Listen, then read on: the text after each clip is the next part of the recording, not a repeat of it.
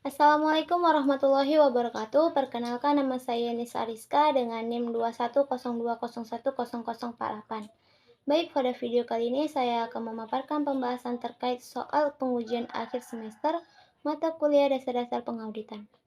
Untuk itu langsung saja soal yang pertama yaitu uraikan tentang opini yang dapat diberikan auditor dalam pelaporan auditor independen dan alasan pemberian opini yang dijelaskan di Standar Audit 700. Pembahasannya yaitu atas dasar SA 700, opini yang disampaikan oleh auditor atas laporan keuangan independen yaitu opini tanpa modifikasian yang dimana alasan pemberian opini tersebut menjelaskan bahwa auditor harus menyimpulkan bahwa auditor telah mendapatkan keyakinan memadai tentang apakah laporan keuangan tersebut secara keseluruhan telah bebas dari salah saji material dan telah sesuai dengan standar pelaporan keuangan yang berlaku. Soal yang kedua adalah kasus pembahasan tentang aturan etika profesional seorang akuntan publik, dan menurut saya, menjadi seorang akuntan publik, kita harus bisa memenuhi aturan yang sudah ada, baik aturan secara pemerintah maupun peraturan di kantor akuntan publik itu sendiri. Dan pada kasus ini ada beberapa aturan etika yang dilanggar oleh seorang akuntan publik ataupun perusahaan itu sendiri, yaitu jika kantor akuntan publik menerima dan menjalankan tugas untuk mengaudit laporan keuangan PTA, maka auditor tersebut telah melanggar kode etik akuntan publik yang bisa mengganggu keselamatan kantor akuntan publik ataupun auditor tersebut. Kode etik yang dilanggar pertama itu adalah integritas atau seksi 110. Hal ini dilanggar oleh auditor dan kantor akuntan publik, yang dimana harusnya bersikap jujur dan tegas dalam semua hubungan profesional. Dan seorang auditor juga tidak boleh terlibat secara sadar dalam laporan keuangan yang menyatakan bahwa laporan keuangan tersebut mengandung salah saji material atau pernyataan yang menyesatkan. Kode etik yang dilanggar kedua adalah penunjukan profesional atau seksi 201. Hal ini mencakup bahwa seorang auditor yang ingin melakukan pengauditan harus bisa mengevaluasi ancaman yang mungkin akan berasal dari klien. Seperti kasus di atas, kantor akuntan publik menerima tugas untuk mengaudit laporan keuangan perusahaan PTA karena salah satu auditor dalam tim audit memiliki hubungan keluarga dengan kepala bagian di perusahaan tersebut. Dan yang terakhir, auditor mungkin akan mendapatkan ancaman kedekatan yang menyatakan bahwa auditor atau akuntan publik yang berpraktik melayani publik menerima hadiah atau memperlakukan istimewa dari klien dapat memberikan pengaruh signifikan. Selanjutnya soal yang ketiga, yaitu dalam perencanaan audit, kita harus merencanakan materialitas dan risiko audit. Nah, kita diminta untuk menguraikan tentang materialitas dan risiko audit, dan bagaimana hubungan antara materialitas risiko audit, bukti audit, dan strategi audit. Pembahasnya, perencanaan materialitas dalam laporan audit adalah besaran penghilangan atau salah saji informasi akuntansi yang dapat mempengaruhi pembuatan keputusan ekonomi yang mendasarkan keputusannya pada informasi tersebut. Dan menetapkan materialitas itu membutuhkan pertimbangan profesional dari auditor.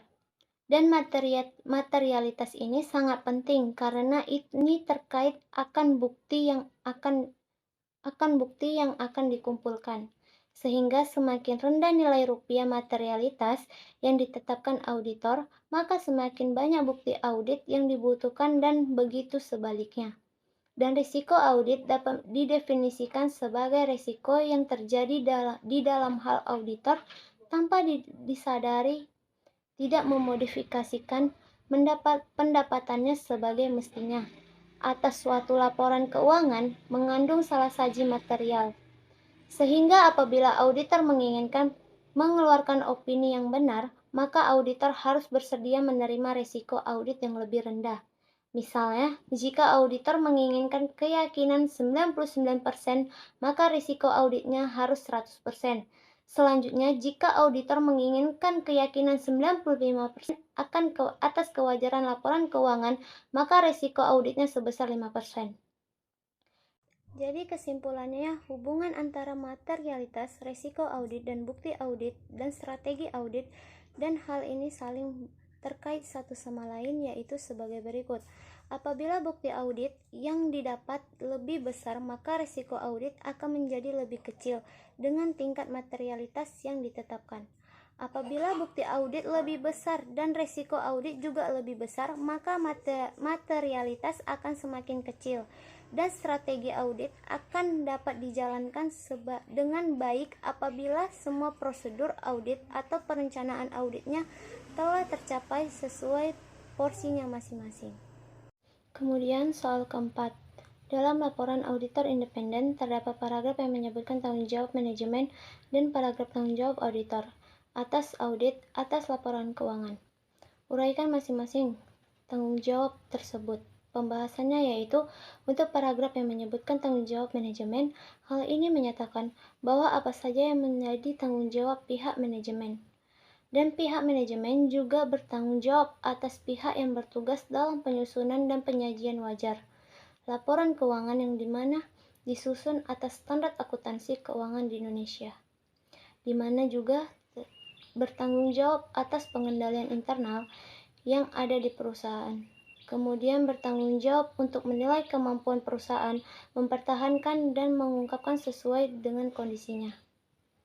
Dan untuk paragraf yang menyebutkan tanggung jawab auditor atas audit atas laporan keuangan, menyatakan bahwa paragraf ini mencangkupkan tanggung jawab auditor terhadap audit atas laporan keuangan, termasuk menerapkan pertimbangan profesional dan mempertahankan skeptisme profesional selama audit. Selanjutnya soal yang terakhir, uraikan terkait apa itu pengujian pengendalian, pengujian substantif, yang pada hal ini ada 3 bagian, yaitu pengujian analitikal, pengujian atas transaksi saldo, dan pengujian atas rincian transaksi. Baik, saya akan memaparkannya satu persatu. Pengujian pengendalian yaitu pengujian yang dilakukan oleh auditor untuk menilai efektivitas pengoperasian pengendalian internal klien dalam rangka mendukung estimasi awal atas risiko pengendalian. Pengujian substantif yaitu prosedur yang didesain untuk menguji apakah ada salah sagi moneter atau nilai rupiah yang secara langsung mempengaruhi kewajaran dari laporan keuangan. Ada 3 pengujian substantif. Yang pertama, prosedur analitikal.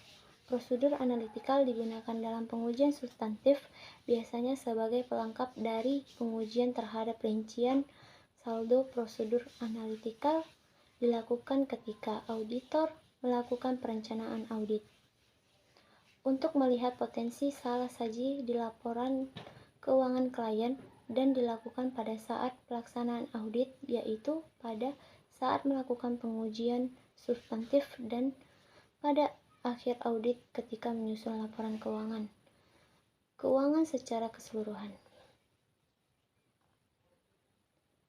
Yang kedua, pengujian atas rincian transaksi meliputi pelaksanaan prosedur tracking dan vouching, misalnya menelusuri faktor penjualan dan voucher ke